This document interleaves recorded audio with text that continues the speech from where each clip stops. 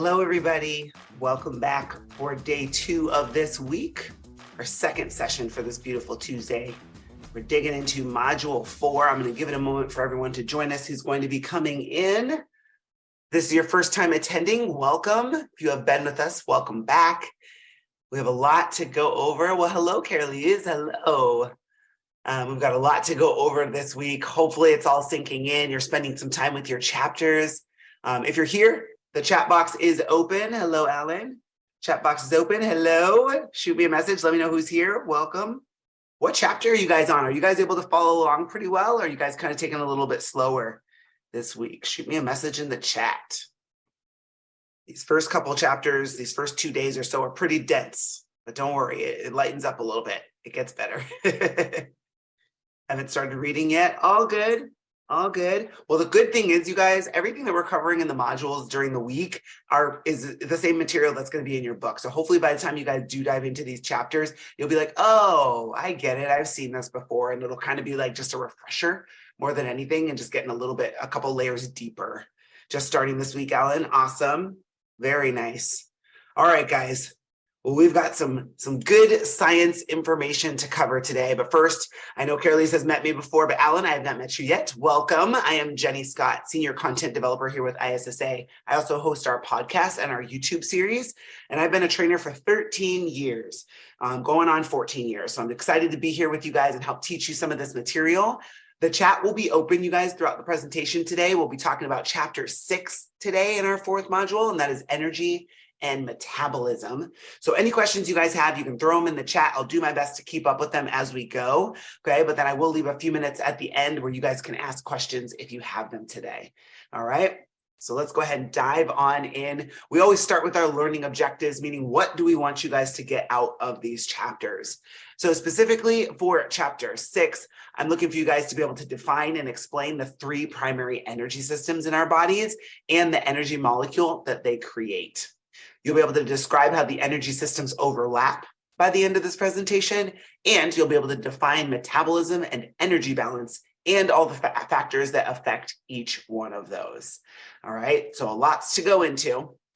So first, before we dive in, guys, people always ask, why are we learning the energy systems and how deep do we need to go? You don't need to know like every single step, every single interaction or reaction or chemical piece that's involved in all of these energy systems. What we do need to know is kind of a high level view that energy is important. The food that we eat gives us energy, and it goes through these energy systems that we're about to talk about to do that. Okay. And these energy systems fuel literally every process in our bodies. Every movement we make, everything that happens in our bodies is fueled by this. Okay. So macronutrients like carbohydrate, protein, and fat are not directly used as energy in our body, nor are the resulting broken down pieces of those macronutrients. Instead, our body uses glucose and fatty acids, specifically, sometimes protein, and they're broken down and converted into this molecule you see here. It's called adenosine triphosphate, or ATP. This is an energy-carrying molecule that's used to fuel our body processes. So I like to show you guys the actual structure of this molecule because it kind of helps us conceptualize how this molecule stores and releases energy. Okay, so if you look at it, there's 3 green circles on the left there. Those are the phosphate groups.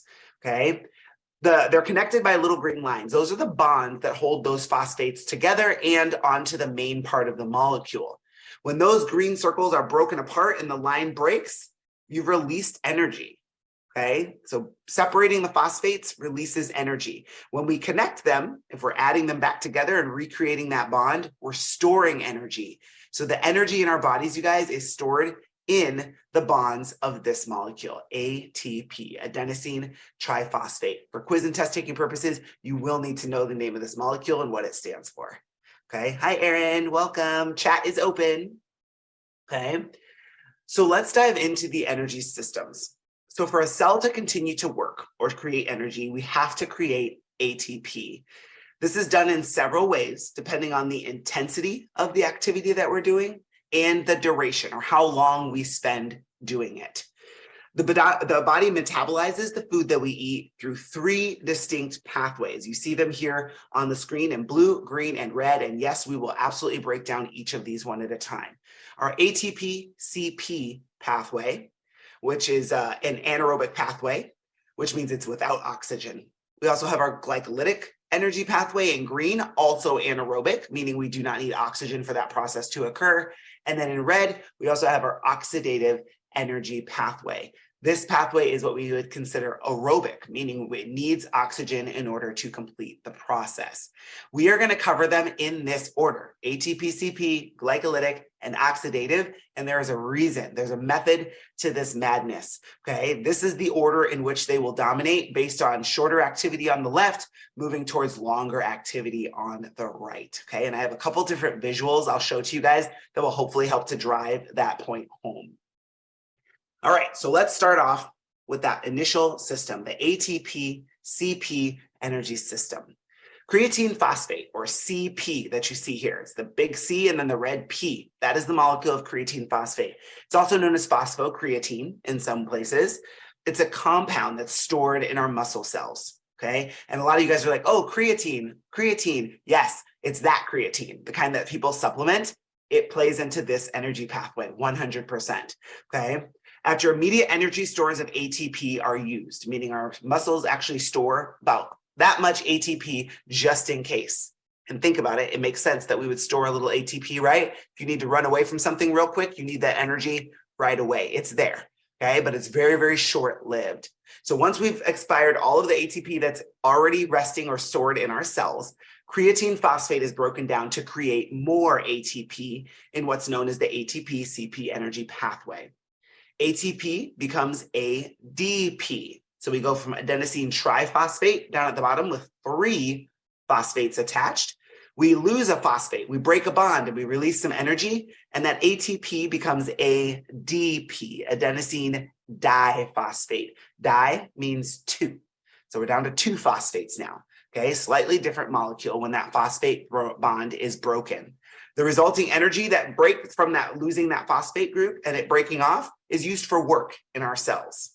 To create another molecule of ATP, we need an additional phosphate to go from ADP, adenosine diphosphate, back to a triphosphate, okay? And that's where creatine phosphate comes into play, because look at it, in the top left, it's got an extra little phosphate group hanging out. It can donate it to the ADP, which gives us ATP. So that's what you're seeing on the screen here. Okay, at the top, we have our creatine phosphate on the left. We have our adenosine diphosphate on the right. When that creatine phosphate donates a phosphate group to that ADP, we now have ATP.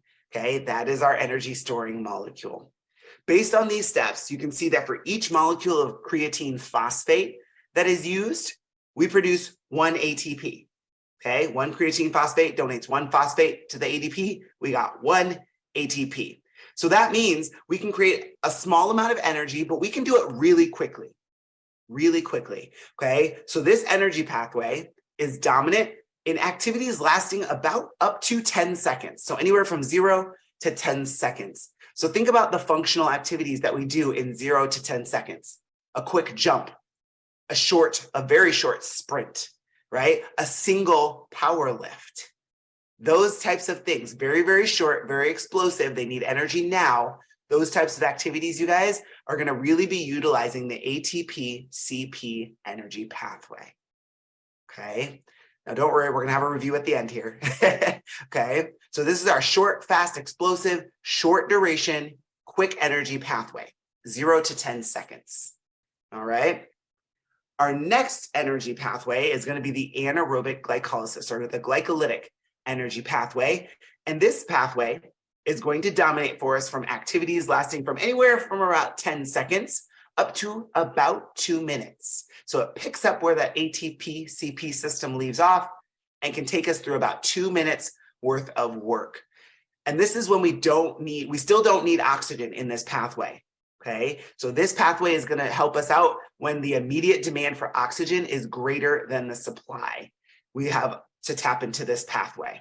Okay, anaerobic glycolysis uses 1 molecule of ATP to convert glucose into glucose phosphate. Okay, the glycogen that you see there, the little blue box, glycogen is the stored form of glucose, right? So glycogen is several glucose molecules stuck together, and that's how our body stores it. So there you see in the chart, glycogen breaks down into glucose, several glucose molecules, in fact, okay? It's also used in this process in the glycolytic energy pathway to create 2 ATPs. You see them there in green. And that's a moderate amount of energy produced moderately fast for a few minutes. Okay. In the chat, you guys, give me a thumbs up and let me know if you guys are following along with, you picking up what I'm putting down so far on these pathways. Let me know if you have questions about these as we're going. But are we understanding? Cool. Awesome, Carolise. Thank you. Okay. So when we're talking about the glycolytic energy pathway here, guys, we're using, good, Alan, awesome. We're using glucose, okay? Glycogen or glucose. Do you guys know which macronutrient breaks down into glucose? Can you tell me in the chat? Does anybody have an idea? Which macronutrient are we talking about? Protein, carbohydrate, or fat? Any guesses? Yes, good, Aaron. Carbohydrates, absolutely, you guys. So this is what I'm talking about. This is what I want to relate to you guys, big picture, okay? Why does this energy pathway matter? Well, why do we need to eat carbohydrates? Because carbohydrates are broken down into glucose as it's digested, which raises our blood sugar and is pushed into our cells to be used in this way. It's used in this energy pathway, okay? So our body then takes that glucose molecule, it breaks it down into 2 ATP molecules. So for every glucose that's burned, we get 2 ATPs, a moderate amount of energy for about up to 2 minutes. And then there's also a byproduct that you see on the right, pyruvate, okay? Pyruvate is important, okay? So this is a byproduct of the glycolytic energy pathway. So is lactic acid. So let's talk about lactic acid here on the next slide here. This is going to break down the next couple steps in this process. So anaerobic glycolysis produces a metabolic byproduct called lactic acid. So when we feel that burn in our muscle tissue, we've all felt that where you're like, oh, I just can't do one more rep and it burns so bad. That's literally the buildup of lactic acid and excess hydrogen ions, okay? So there's a reason for that though. That's your body telling you it has run out of energy in the glycolytic energy pathway. So if you have felt that burn before, guys, you have felt this energy pathway working. Pretty cool when you think about it like that. At least I think so. I'm kind of a nerd. Okay. Lactic acid is sometimes called lactate, and it's used in our body in 3 ways. So it's not a bad thing. We don't want to say that it's like a waste product, because it's not. Okay. It's not waste. It's a byproduct. Okay. It's something that's produced along the way, but it's actually not a bad thing. It's used in our body in 3 ways. First, it can be used to make ATP. Okay, lactic acid can be used to make ATP. It can also be used to make glucose in the liver. As you see there in the little diagram, it can be transported to the liver to form glucose, which feeds back into the system to continue to give us energy. And then it is also a signaling molecule in our bodies. Okay, so it's not a bad thing, but you definitely know when you've reached that point where your glycolytic energy pathway has tapped out, I can't make any more energy. You feel that burn, which is the lactic acid and hydrogen ion buildup. And you like literally, has anybody felt that where you literally can't do another contraction? That's what you're feeling. Okay. So pyruvate though, we're going to carry that one along with us though, as we move into our next energy pathway, because pyruvate is an important molecule as we move into aerobic energy metabolism.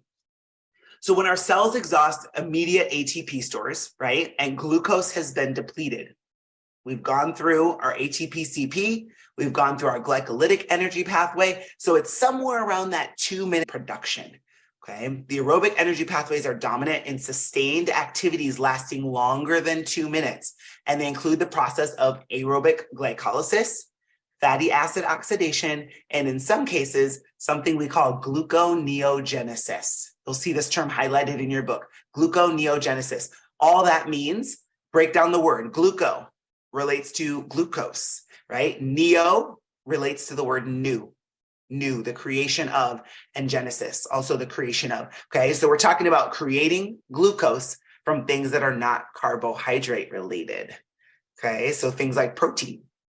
We can turn protein into glucose through the process of gluconeogenesis. Do you need to know all the steps on how we do that? No. Okay, we just want you guys to know that that is possible. There is a process where we can do that. Okay, so our third ATP pathway is going to be the oxidative pathway, which is aerobic, meaning in the presence of oxygen. So you'll see as we go through this, oxygen is required for this step, okay? The oxidative pathway takes pyruvate, there's that name again, takes our pyruvate that we saw earlier, which we saw from the glycolytic pathway from carbohydrate metabolism, and it sends it on to one of many steps to produce ATP.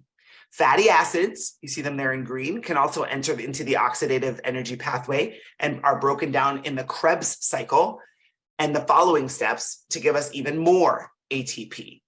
And you'll also notice the black triangle at the bottom. Protein can enter into this oxidative cycle and generate ATP as needed as well. So what that's telling us, guys, the pyruvate comes from carbohydrate. The fatty acids come from fats, and protein, well, that's self-explanatory. That's protein. That tells us that the oxidative energy pathway can utilize all three of our macronutrients. So all the food that we eat can give us energy through this oxidative energy pathway. Okay, super interesting when you think about it like that. 36 to 38 ATP, depending on the substrate, depending on what we're using to create. That's a ton of ATP produced. But if you notice here, there's several steps. The Krebs cycle, the electron transport chain, there's several different steps that our body has to take these molecules through in order to get those 36 to 38 ATP. So that means we get a lot of energy, but it takes our body a long time to make it, but it can sustain us for a longer period of time.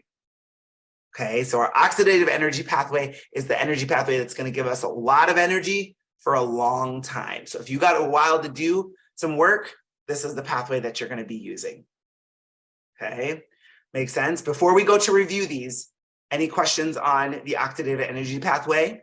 I think our next slide will help make it a little bit clearer and relate them together. Any questions on this one? Good to go? All right, guys. So let's review all three together.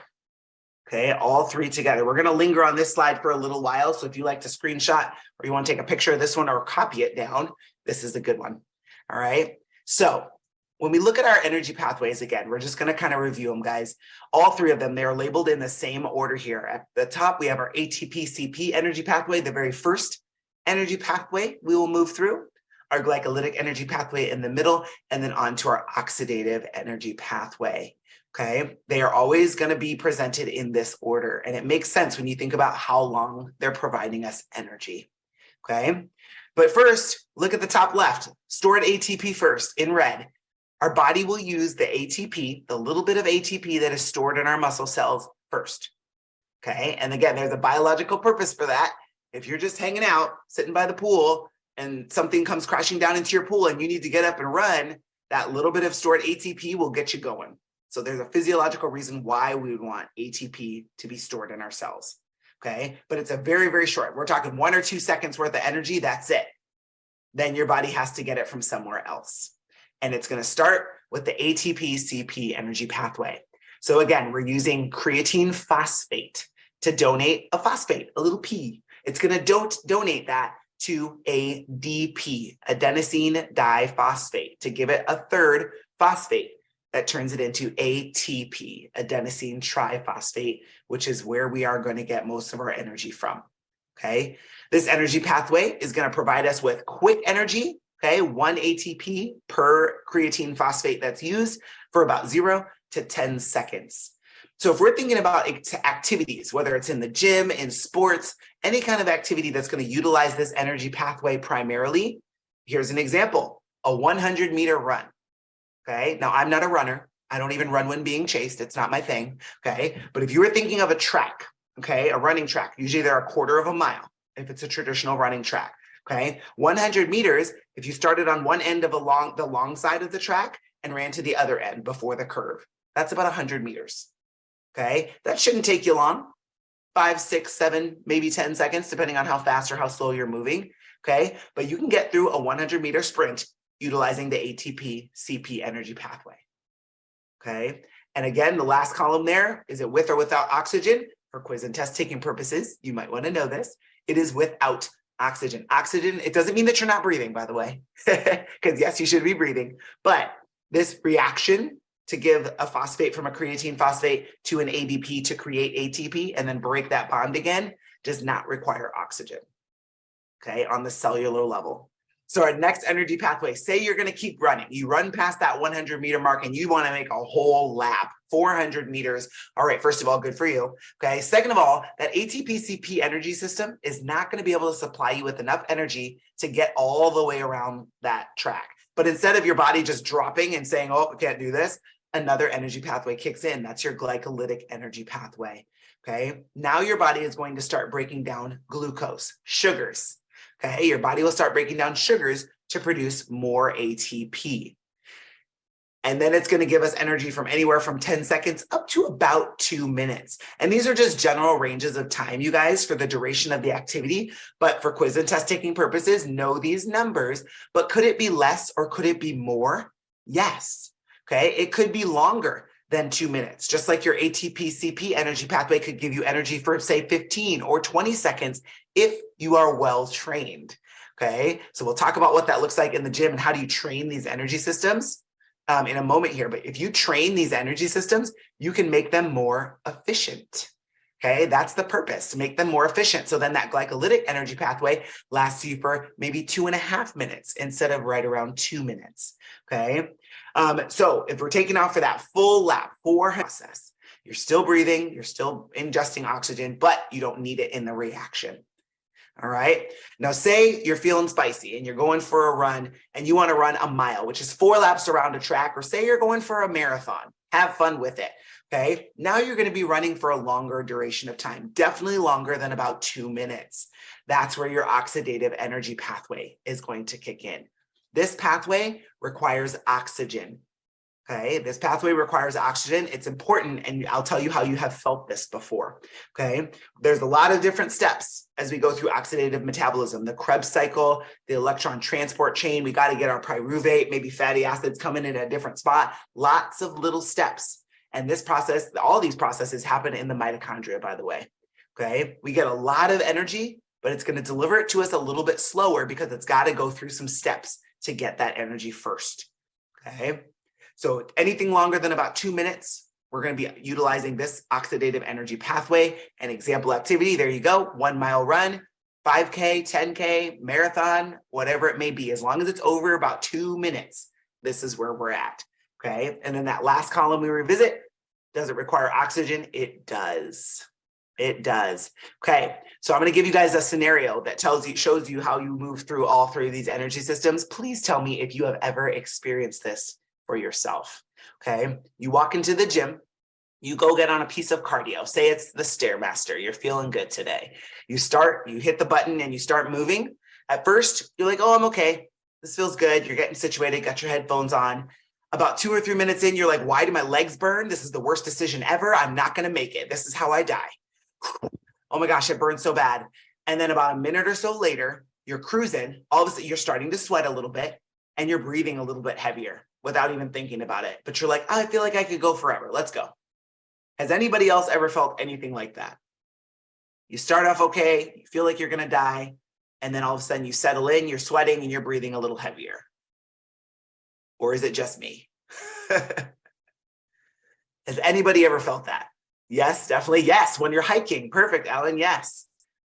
Yes, Aaron's felt it. Nice. Perfect, you guys. So I'm here to tell you, you all have experienced your body going through these 3 energy pathways. That's what it was. It's just me. Yeah, the stair stepper is brutal. But guys, that's it. What you're feeling when you start that activity and you're like, oh, I'm okay. And then all of a sudden it burns and you literally ask yourself, why am I doing this? And the next thing you know, you're good. You're breathing a little heavy. You're sweating and you're like, let's go. I'm ready to go now.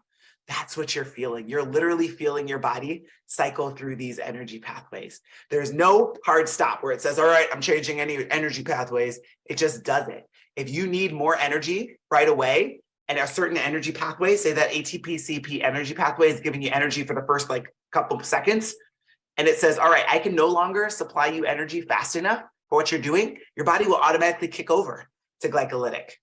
Okay. And then when glycolytic runs out, when glucose runs out, we feel the burn, which is where we feel that burning sensation. And you're like, oh my gosh, my legs burn or my arms burn. It's so bad. But then if you keep pushing through, the oxidative energy pathway kicks in and your body starts to give you more energy. Okay. So one thing I also want to point out with this, guys, and you'll notice the two, tell me if you've thought about this, maybe you haven't. The speed at which we can create ATP is related to the intensity that we're working at. Okay. So tell me, if when your body's using the ATP CP energy system and you're running that short 100-meter sprint, or you're doing that one single power lift or that one explosive jump, okay, it's really powerful, right? Super high intensity, maximum effort, right? That speed that you're running that 100 meters at, or sprinting that 100 meters at, say it's 10 miles an hour. When you get to the point where you're running a mile, can you run that same speed, that sprint speed, for the full mile? Generally, no. Most people, 99.8% of people, cannot, right? Maybe you run your mile at 7 miles an hour, and that's still hard, but you can maintain 7 miles an hour for all 4 laps on the track. Okay, there's a reason for that. Again, the ATP CP energy system can give you quick energy real fast. Here you go. But it's very, very short duration. Okay, so 1 or 2 really quick, powerful reps, a short sprint. But the longer you go, your intensity has to come down. Why? Because your body can't create energy fast enough to sustain super high intensities for very, very long times. Okay, let me know in the chat if this makes sense for you. Okay, we've all experienced this, and this relates 100% to exercise. Okay, say you're on an air bike and you're going as hard as you can, as hard as you can. The longer you do it, you're going to slow down. Like, no matter how hard you push, you might start off at 300 watts, but 20 seconds in, now you're at 240 watts. And then 30 seconds in, you're down to 200 watts. Because literally, guys, your body can't keep up with the amount of energy you're requesting, because it's moving down. The longer you do it, you're changing energy systems. And we already know that once you get to the oxidative energy pathway, meaning you've been doing this for a couple minutes, there's a lot of steps. So it takes longer to get that energy, which means you need to slow down so I can keep up with you. Does that make sense? Good. Aaron said perfect sense. So this is why I wanted to explain this in this way, you guys. The energy systems shouldn't be scary. Think about them functionally. Think about them functionally, okay? So I promised I would go back to this. How do we train our energy systems? Everything we do, you guys, is either utilizing or training our energy systems. So when we have clients, or you're working out yourself, but when we take a client into the gym to work out, we want to know their goal, right? So I'd say, Aaron, what's your goal? And Aaron says, oh, I want to power lift, or oh, I want to play basketball, right? We would want to pick things that are related to their goal, okay? Because if somebody is, for example, an athlete, and they play a sport where they need to be quick, explosive, and powerful, okay? And I train athletes all the time, so that's why I think of that first. If they want to be quick, explosive, and powerful, which of the energy systems do you think we're going to focus on training for that person? Focus on, not exclusively, but where do you think we're going to focus? The ATP, CP, glycolytic, or oxidative? Yeah, absolutely, Aaron. The ATP, CP energy system. If that's the pathway that they mostly perform in, then that's the pathway I want to train them in. Okay, so then we would think about functional movements or functional things for that person. So for example, I train volleyball players, men and women, at the college level and at the youth level. Okay, so most of what we do as volleyball, it's short bursts. Okay, we don't run for long distances, and the court's relatively small. Okay, so it's short bursts. So if I want to train this ATP CP energy system, and I'm not talking about plyometrics, but if I want them to be powerful and explosive, we would do things like power lifts. So think clean and jerk. You can do a single clean and jerk in less than 10 seconds, right? And you can do it with high loads, high intensities, and a fast, controllable tempo. It's meaning as fast as possible, right? And I would train them with lower repetitions with a goal of staying somewhere around 10 seconds of work at a time. Does that make sense? Okay, so it might be a heavier load, but maybe they're only doing, say, 3 reps of a power clean. Up to their shoulders, relax. Up to their shoulders, relax. Up to their shoulders, relax, right? That might take them 8 or 9 seconds. We're within the right spot, okay? And the more we train this person in that time frame using this energy pathway is going to get more efficient at giving them the energy to finish what they're doing, okay? Which means in a couple weeks, maybe a month or so of doing this, they might be able to do, instead of 3 reps, they might be able to knock out 5 reps with maximum power and speed, meaning all 5 reps look the same.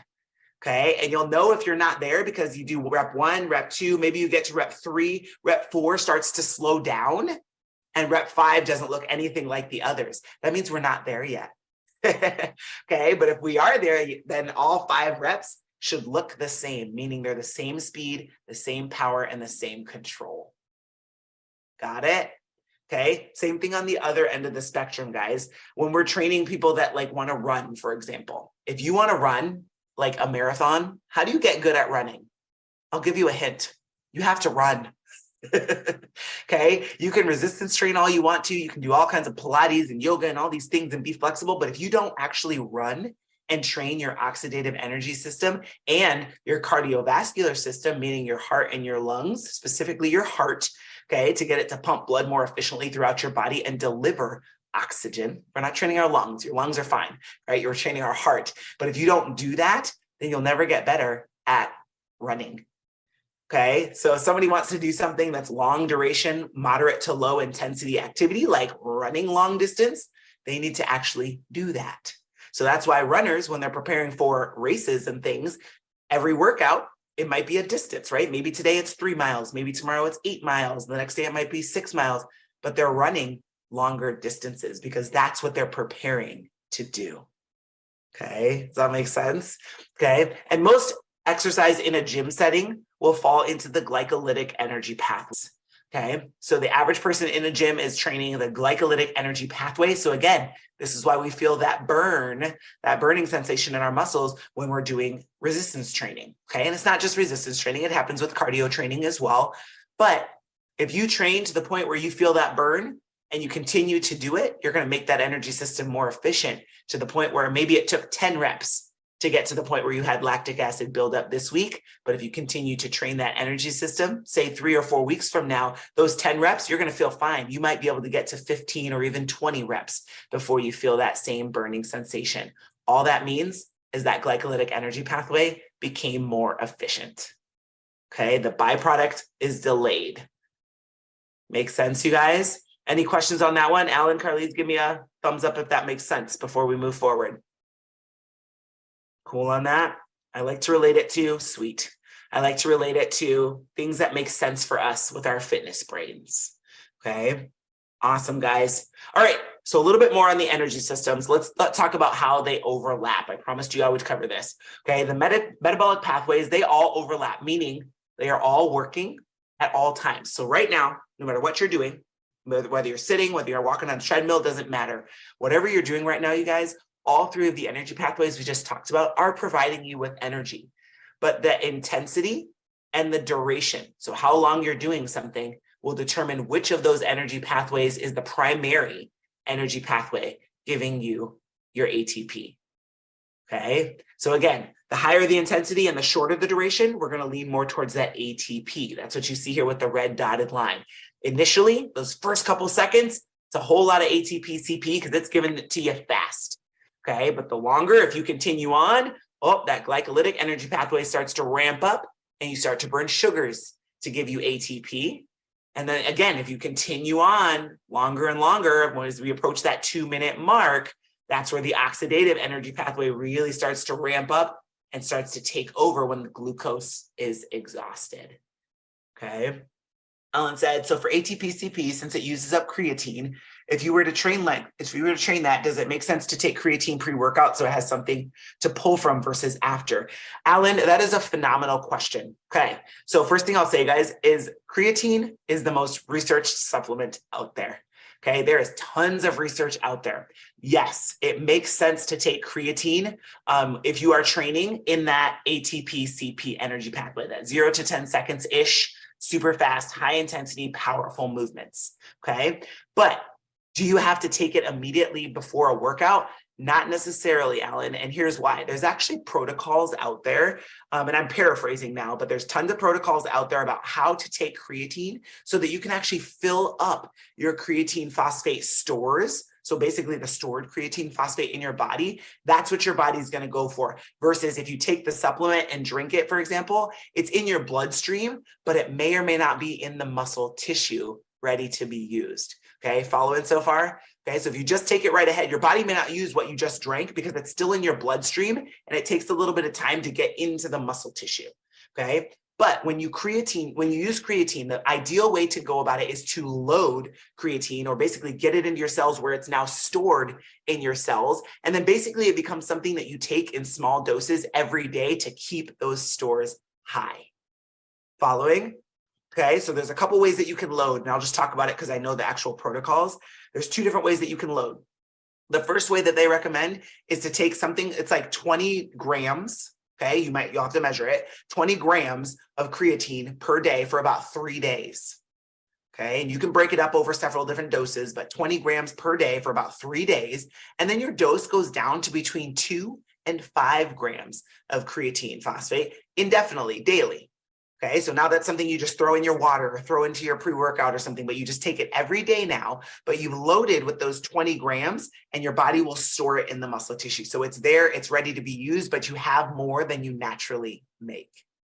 Okay, the other way to do it is to take smaller doses, like 2 to 5 grams a day, but you'd have to, in order to get enough stored in your cells the same way you would if you loaded for 3 days with 20 grams, you'd have to take that same dose for about 20 days.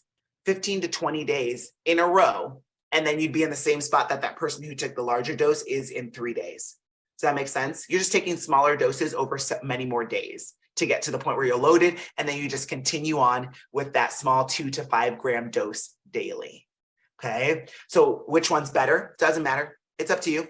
Okay, some people get gastrointestinal distress, like tummy upset, from taking too large of doses of creatine. So for that person, it might be ideal to take the smaller doses over the 15 to 20 days to get to the point where they're loaded with creatine to prevent that.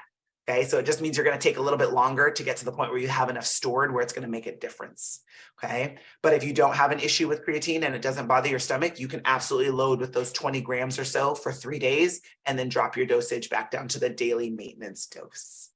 Does that make sense? But yes, having that creatine stored in your cells, 100%, you nailed it. It makes it available for that ATP CP energy pathway. And if you continue to dose it little by little every day, you'll keep those stores high, which means it's available for you.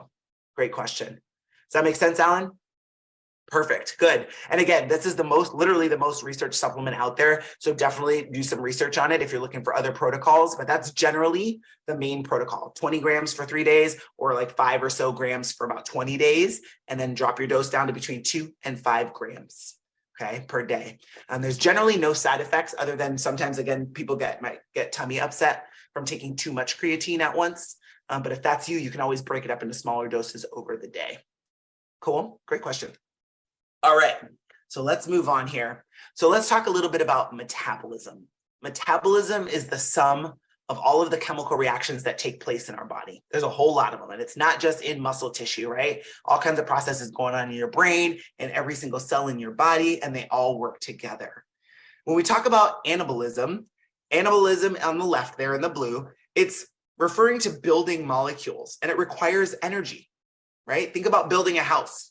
It doesn't just happen, right? It takes a person to go lay the bricks, and then there's mortar that has to go, right? It takes energy, and it takes breaking down molecules. And when we break down molecules, pieces go everywhere, right? We're releasing energy in catabolism, okay? Metabolism is a homeostatic process, meaning that the rates of anabolism and catabolism tend to stay in balance. Okay, meaning your body, yes, it naturally breaks stuff down, right? You know how they always tell you skin cells are dying every day, but you're also making new cells to replace those dead skin cells, right? That's why you don't end up with like holes in your skin. It's seamless. You can't tell. Same thing in the rest of our body. The anabolism and catabolism, building and the breakdown, are pretty much even in most cases, okay? There are some things that we need to consider when we think about metabolism and food intake, because the energy content of foods is measured in terms of calories. And calories, I hate to say it this way, and I'll explain why. Calories are all created equal. Calories is just a unit of measure. That's it. The source of the calories and the quality of the calories can make a difference in our body though, okay? But we want to look at the calories that we consume and how we utilize them. And they come from the 3 macronutrients that we've kind of touched upon already: protein, carbohydrate, and fats. the 3 macronutrients.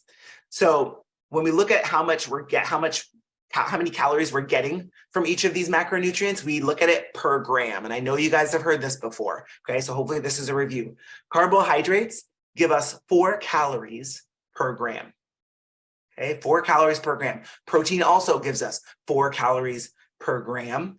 And fats provide us with more than double of that, 9 calories per gram. So keep in mind though, that does not mean that fat is bad by any means. It just means it's more calorie dense.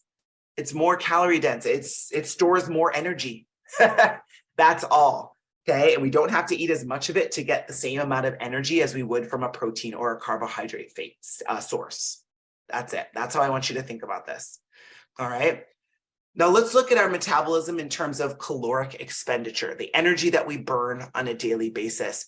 There's 4 things we want you guys to consider when we're thinking of what goes into our overall metabolism. So when somebody's like, oh, my metabolism's slow or it's fast, do they really know what that means? Okay. 4 factors that we want you to know about metabolism: resting metabolic rate, exercise-induced thermogenesis, the thermic effect of food, and non-exercise activity thermogenesis.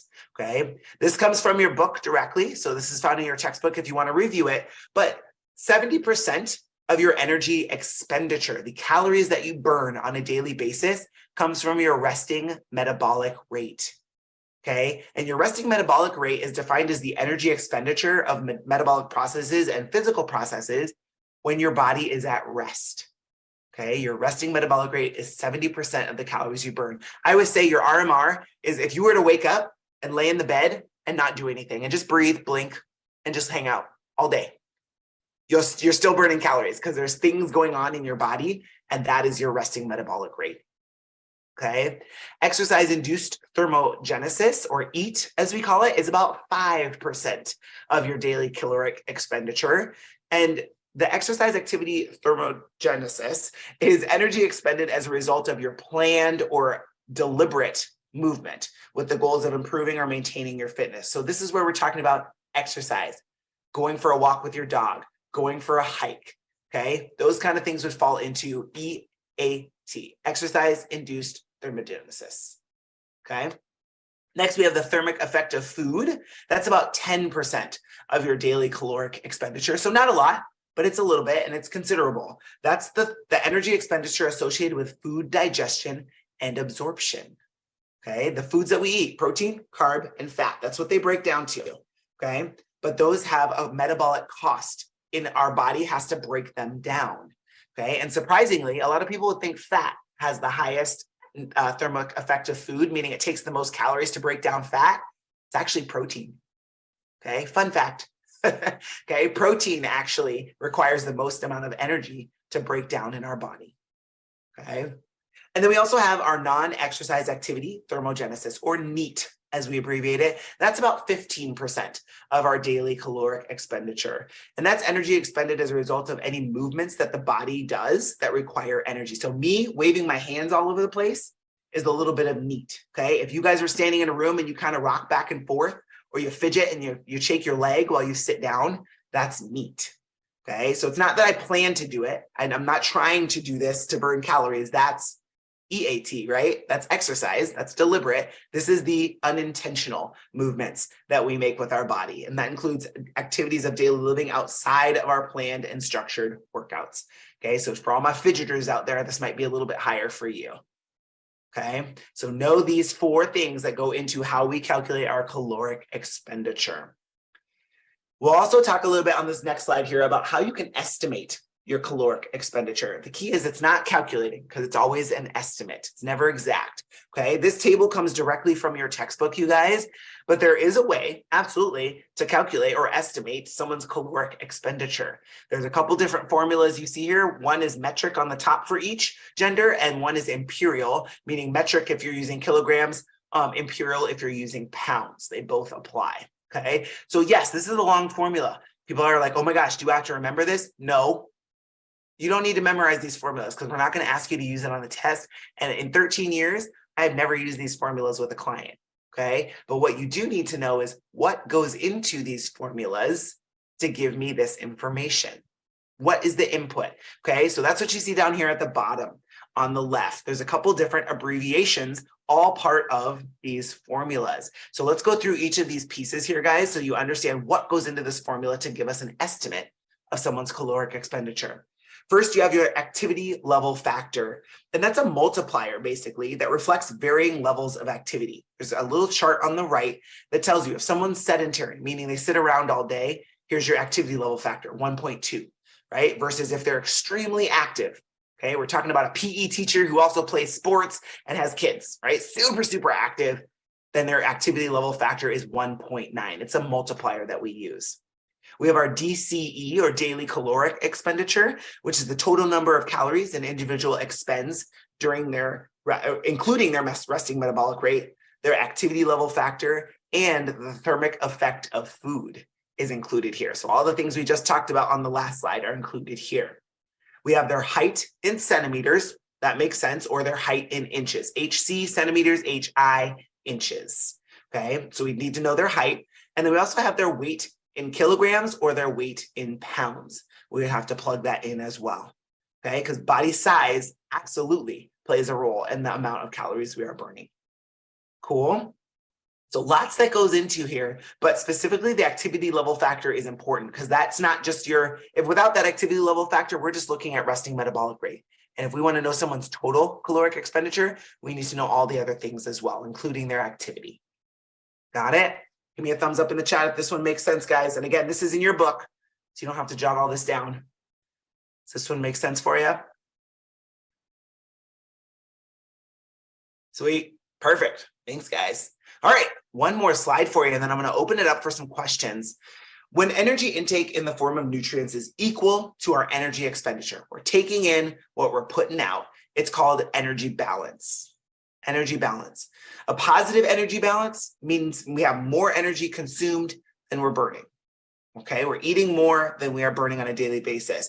The physiological result when we're in a positive energy balance is weight gain. Makes sense. Okay, and on the other side, we have a negative energy balance, means more energy is expended than we are consuming. And the physiological result when we are in a negative energy balance is weight loss in humans. Okay, but if we are, you can see this graphic again, taken from your book. If we're in energy balance, you guys, our calories in from, again, protein, carbs, and fat is equal to, on a regular basis and over time, okay, our calories out, our exercise, our daily activity, and our resting metabolic rate. They all equal out. So why does this apply for you guys as a fitness professional? A client comes to you and says, oh, I've been doing all the right things and I exercise 3 days a week, but I've gained like 20 pounds in the last 2 years. If you've gained weight, that tells me automatically, regardless of me asking you any other questions, over time, you have been in a positive energy balance, which means you're consuming over time more calories than you're burning. There's no way around it. Okay, so that's where it gives you a cue right away. All right, you say you're doing the right things, right? And you're working out and you're eating well, but you're gaining weight. That doesn't just happen.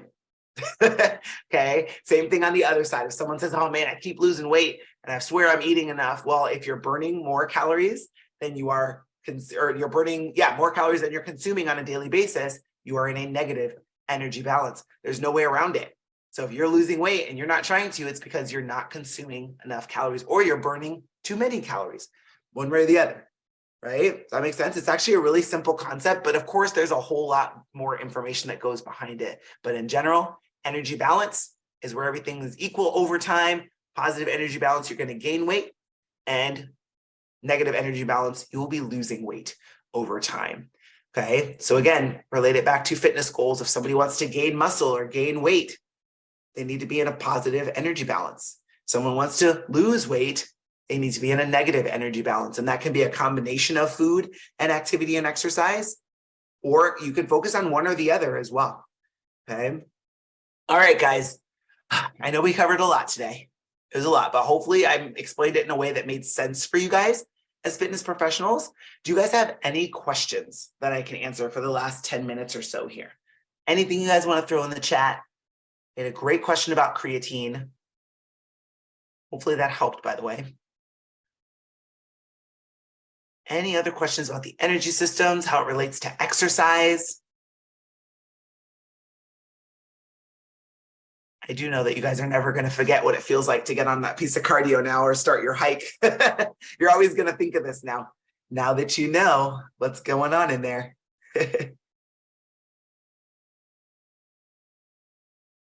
I'll give you guys a second because maybe you're typing.